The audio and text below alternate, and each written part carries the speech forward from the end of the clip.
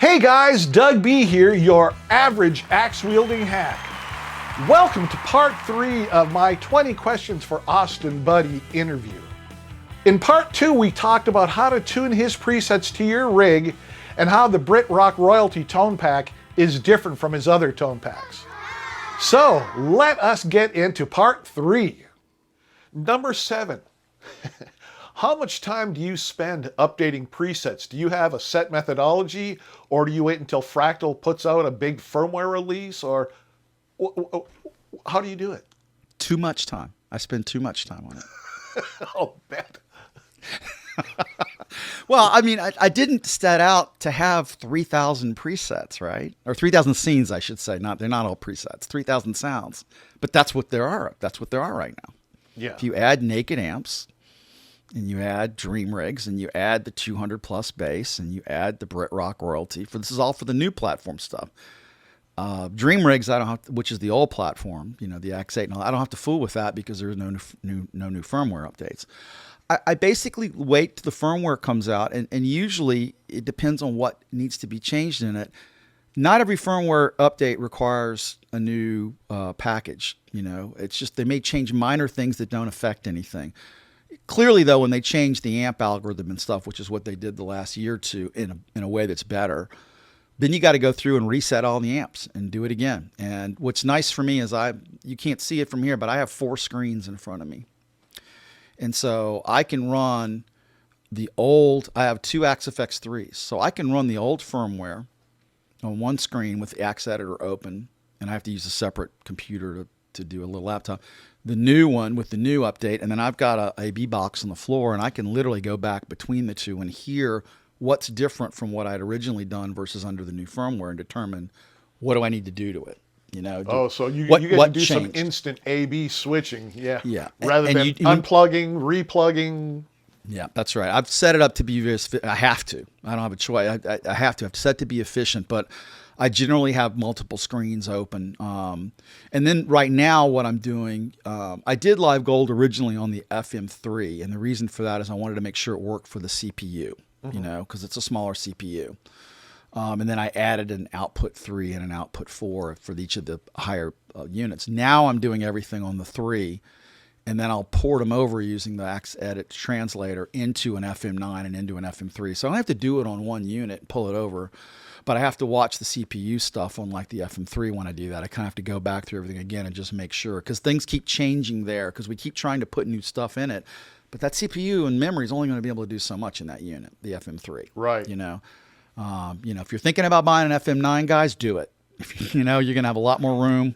It's going to be a lot more fun, to do that. Nothing wrong with the FM3. It works great. I've got an FM3 here with the FC6. I've got the FM9. I've got 2 AXFX3s. But the FM9 is, I think, going to be the stage unit. It really is. It's once they can get that output happening again, because I wouldn't say they're trickling out right now. It's more coming. than a trickle. No, they're coming now. They're coming. So yeah, I'm on the list too. I'm just cool. You're gonna love it. I'm not holding my breath. I'm just waiting patiently, but I know it won't be long. Yeah, so. It'll happen. Remember, there were worldwide supply chains and COVID and all this kind of stuff. It's not their fault. No, definitely. But they are shipping. Well, yeah, I remember the same thing happened with the FM3 when it first came out. All of a sudden, there was all sorts of problems. Well, that only lasted for a while, and now, like for me, when I ordered FM3, it was at my door 2 days later. Yeah, and I would if you're in the market and you want to get something like an FM3, do it because it could sell out by Christmas. If you're thinking about it, I tell people, we have supply chain issues now. It's not like and so you'd have to wait if you don't get it. So if you see them available and you want it, go get it. Don't wait. Grab it now because, when they're gone, then it could be months until the next shipment comes in, and that kind of thing. So, but the FM9, because it has the extra power, and I don't even need I don't own the turbo unit. It's still, what I do works great, so I try and do things to the lowest common denominator where I can. But there are things. Sure, because you want it to work on all machines. A good example of this is the AXFX3 has 4 cabs you can put in the cab thing. Well, I like that sometimes, but if I do that and it goes to an FM9, I'm only going to get the first 2 slots. It's going to chop the second 2 off.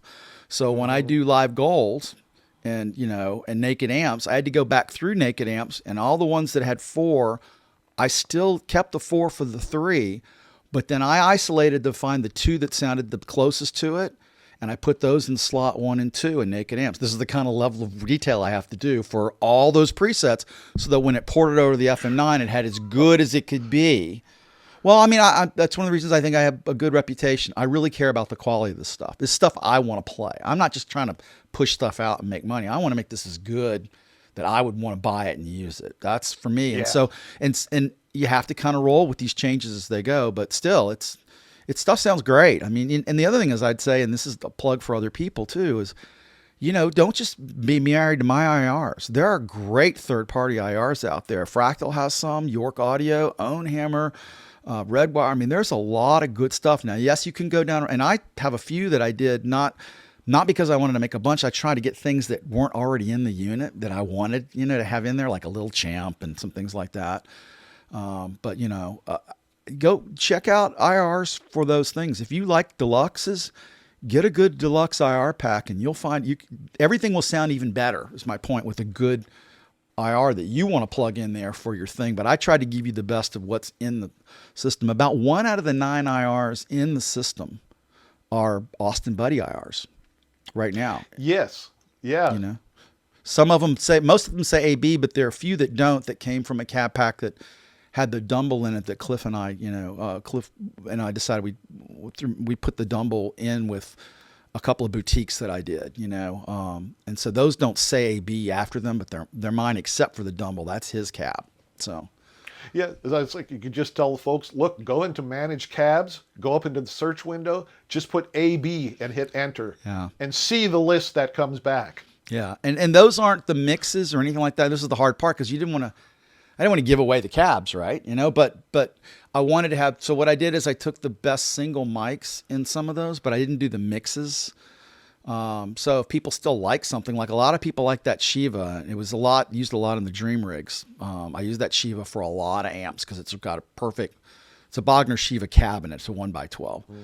And so a lot of people bought that cab pack, correctly so, because they knew they could go in and they could mix it to get it exactly where they wanted it, So anyway, but the cabs were kind of fun, and I'm not really doing them. It's not my thing.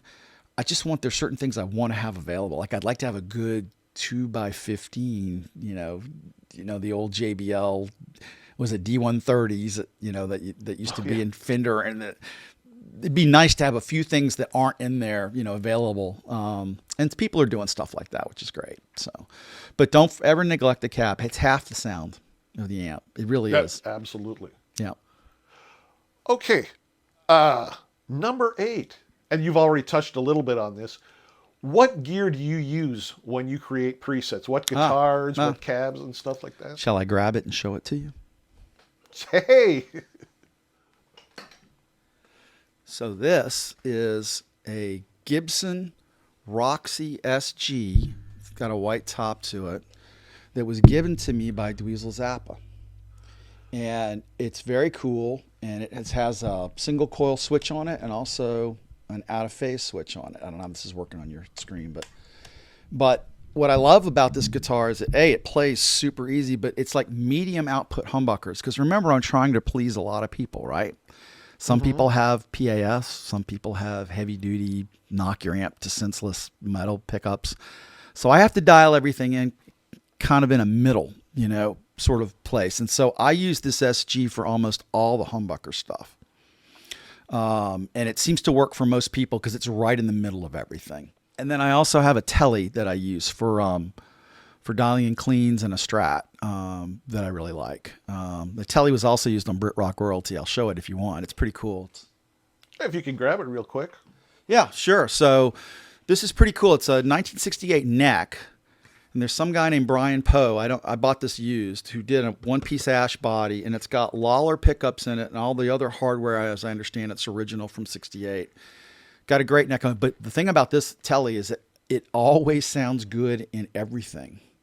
It's like the perfect studio guitar. No matter what the part requires, you can use this and get the sound will fit. You never fight to fit the sound in. So it's got that magic to it. And so we use this for a lot of the Zeppelin the Brit Rock stuff, but I use it for, all the Fender stuff when I'm trying to do cleans and things like that. And then I have some really good Strats I use as well. Let's see. This would be my baby. This is, I have two of these actually, because I love it so much. This is it's a closet classic. It's a 1964 style Strat. And it's really the Jimi Hendrix Strat to me. It sounds like those sounds. And I bought two of them. One of them I had the neck sort of, the frets sort of done differently. And it's because it's a 7.5 radius, right? The original ones, and it's like that. And so, so I had one that's a little bit flatter, a little easier to play if I'm using gigs and stuff. So I use this, and then they have a gold sparkle I also use as well. Oh. But those are the main ones. I did just buy a Wolfgang Standard Eddie Van Halen literally 2 days ago, and I'm doing the new Live Gold update Van Halen presets with that. And actually this afternoon, Mark Holcomb of Periphery, the prog metal band, is coming over with his PRS, and we're gonna update his 5 presets using his guitar because it's different. He played it and it sounded great, and then I used my SG on it. It's like it didn't sound the same. Now I'm not Mark, but those pickups had a different thing, and so I wanted to make sure they were right for people who like that kind of stuff. If that makes any sense. Sure. I guess last but not least, I'll show you while I'm doing it.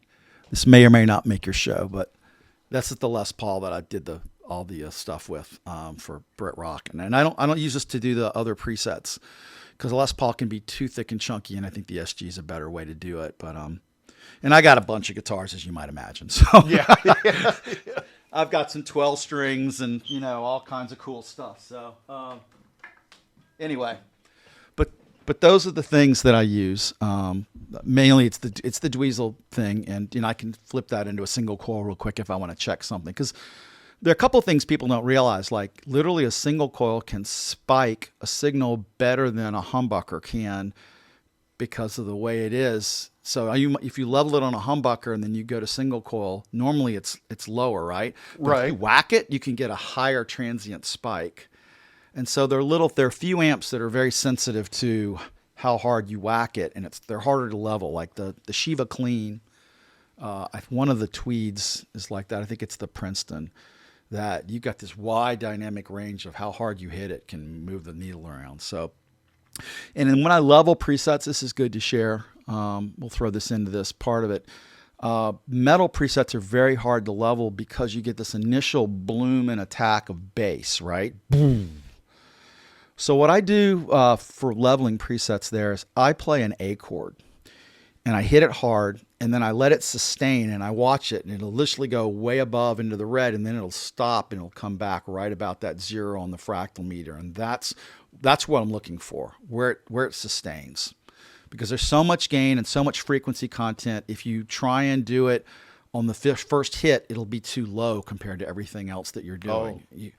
That's why they always sound louder, because they are peaking, but then they settle back, and so that's how I level those.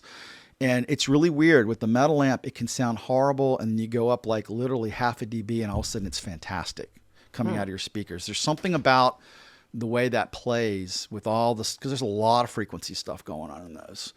And so getting those right is a lot. I think one of the things I'm really known for, in addition to sort of doing all this work for people, is I really try and level the presets as best I can across everything. I've got a good console to do that so that it sounds pretty level all the way up. The leads are a little bit hotter, and that's by design, because you're not playing down here. You're playing up on the 10th and 12th fret, right? And so you want those to be closer to -12. You don't want to level it as an E chord, and then when you're playing leads, it's a little less loud because you're playing higher up and the notes aren't pushing through. Does that make sense? Right. Oh yeah. So absolutely. Yeah. So that's a long answer. I don't know how you're going to edit this, Doug. I'm sorry. So there you have it, guys. Part 3 of my 20 Questions for AustinBuddy interview. Now you see how much time he devotes to updating his presets, and you got to look at some of the gear that he used to create those presets. Next week, we will be doing part 4 of this interview, where we will be talking about, amongst other things, his bass amps tone pack, which contain over 300 scenes for bass players. Now, you do not want to miss that. So go ahead and hit that subscribe button and ring that notification bell. All right, guys, I will be talking with you soon.